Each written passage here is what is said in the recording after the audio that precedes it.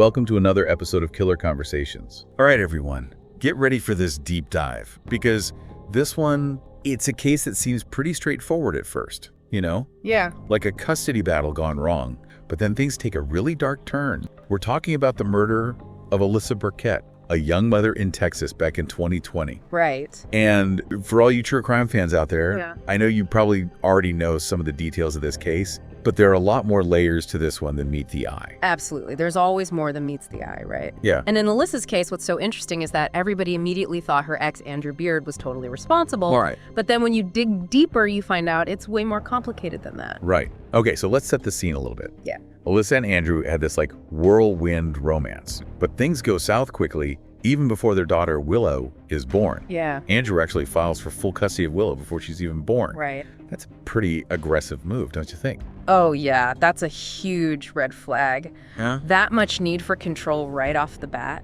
It often means that there are deeper personality issues, Yeah. and sometimes those can turn into something a lot worse. And unfortunately, that's kind of what happens here. At the time, Alyssa's juggling a lot. Yeah. She's going to college, she's working, and now she's a new mom. Wow. She's super dedicated to Willow, but she's terrified that Andrew is going to win custody in court because he has more money. Yeah, that financial disparity that happens in custody battles, it happens a lot. And it can be a really powerful tool for manipulation. The fear and the uncertainty that comes with that, it creates this whole environment where someone like Andrew can get even more control over the situation. Exactly. And then enter Holly Elkins. She's Andrew's new fiancée. Okay.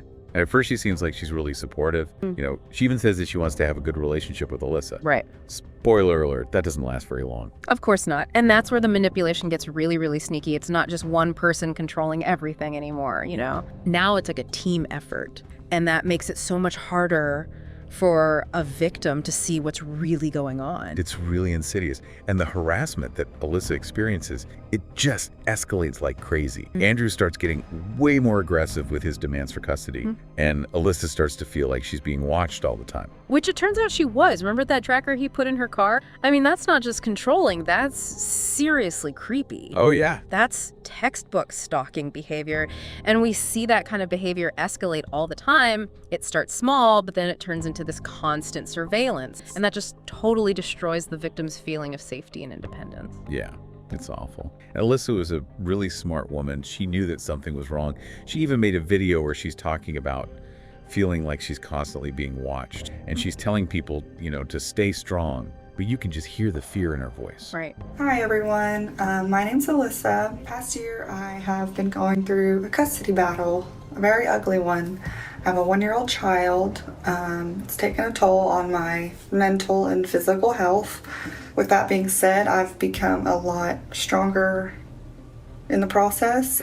And I guess just my message is no matter what you're going through, stick it out, you can do it, and stay strong. It's really chilling. Yeah, it's chilling, but you also see how strong she is. She wasn't going to just let these people break her. Right. But unfortunately, things were about to get a whole lot worse. Because then there was that incident where someone planted drugs and a gun in Alyssa's car. And this guy calls 911, pretending to be all concerned about drug dealing, but it was all a setup. Wow. So that's where they went from psychological manipulation to a real attack on Alyssa's freedom. Right.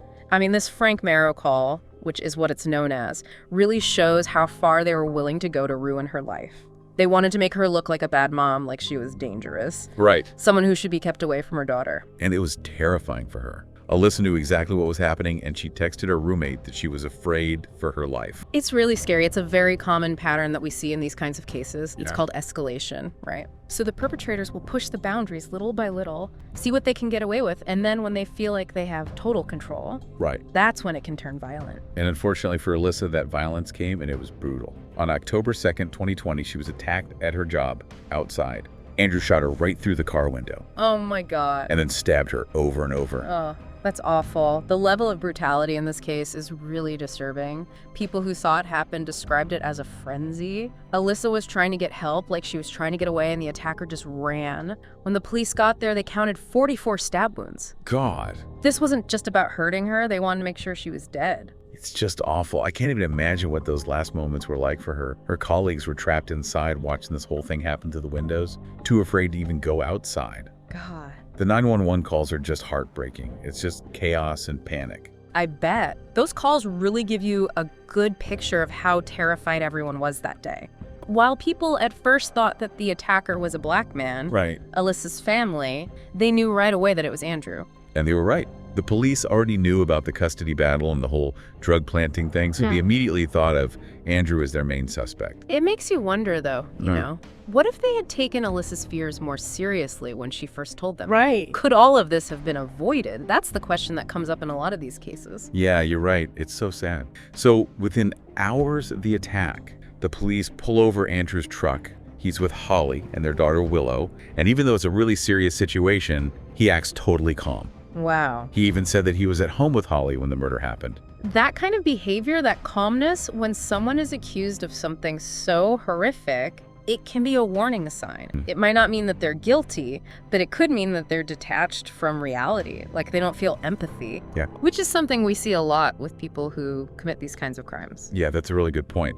But the police didn't buy his story. They searched Andrew's house, and they found notes about the Frank Marrow call makeup that was used for a disguise, and they even found the box for the GPS tracker. They had a lot of evidence against him. Yeah. And then there was the SUV that was used in the attack. They found traces of Alyssa's blood inside. So they basically had him, right? Yeah, the prosecution had a really strong case at that point. So you'd think that's the end of the story, right? Right. He's caught, there's a ton of evidence against him, case closed. But then, get this, he pleads guilty to the murder. Really? Yeah, and he says that he did it out of mercy.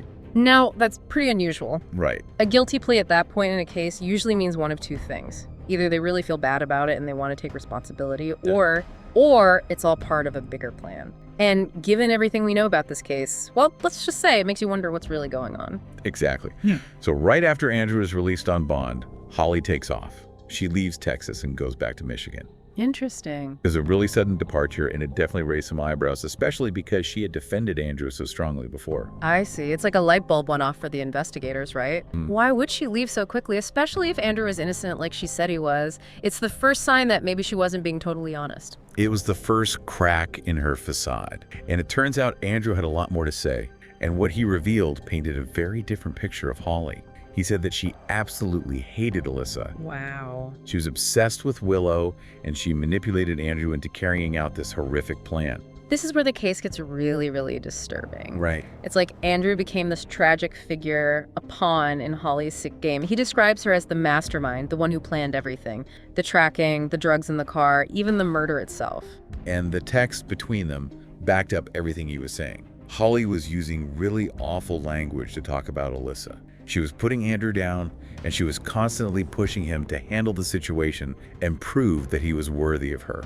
It's chilling. Those messages show just how much she was manipulating and controlling him. She knew how insecure he was, how much he wanted her approval. Right. And she used that to get what she wanted. And it wasn't just Andrew that she was manipulating. She even tried to frame Alyssa's mother for assault. What? Yeah, she even scratched herself to make it look real. Oh, wow. Luckily, the police saw right through it, but it just shows how far she was willing to go. That's really scary. This incident shows just how dangerous Holly is. She's not just manipulative, she's methodical, and she's ruthless. She'll do whatever it takes to get what she wants. And that's a terrifying combination. It really is. And as Andrew talked more and more, the truth got even more horrifying. He said that Holly was involved in planning every single step of the way. She bought the murder weapon and picked out the spot where it would happen. So she was involved from the very beginning. It's like watching a spider web slowly untangle. What started as a simple case of jealousy and rage turned out to be a cold-blooded murder that was planned out very carefully. Right.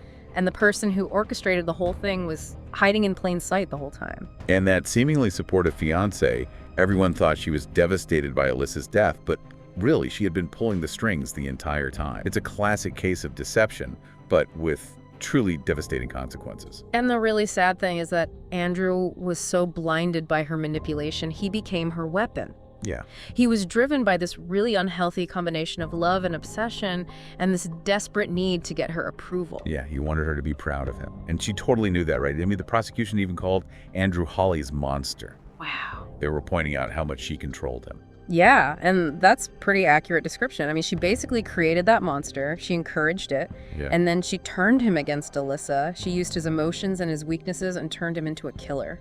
And for years, it seemed like she was going to get away with it. But finally, in 2024, the FBI caught Holly at the Miami airport when she got back from a trip to the Dominican Republic. It's almost like you can see her thinking she got away with it. You know, she built this whole new life for herself and thought she was free from the consequences of what she did. But like we see in a lot of these cases, justice always has a way of finding you. Exactly. And the evidence they had against her was overwhelming. All the lies she told, all the manipulation, all that planning, it all caught up to her. In April 2024, Holly went on trial for conspiracy to stalk and stalking, using a dangerous weapon that led to death. Right. Now, for people who might not know what that means, it basically means that she worked with someone to stalk Alyssa, and that stalking led to her being murdered. It's a very serious charge, and rightfully so. This wasn't some crime of passion. This was premeditated, and the prosecution, they did a great job of showing all the evidence and connecting all the dots so the jury could see how involved Holly really was. And the jury could see right through her lies. They only talked about it for 90 minutes before they came back with a guilty verdict. Wow. That's a really quick decision. It tells you that they believe she was the one who was really behind this awful crime. She set everything in motion and she manipulated everyone around her to get what she wanted. And she ended up getting 2 life sentences, which is a harsher punishment than what Andrew got. That's a big deal. The judge obviously felt like Holly was the mastermind, the one who was really dangerous. It sends a message that, you know, even if you don't physically commit a crime, you can still face really serious consequences for manipulating someone into doing it. But for Alyssa's family, it's a bittersweet victory. They finally got justice, but it doesn't bring Alyssa back, and it doesn't take away the pain of how much she suffered.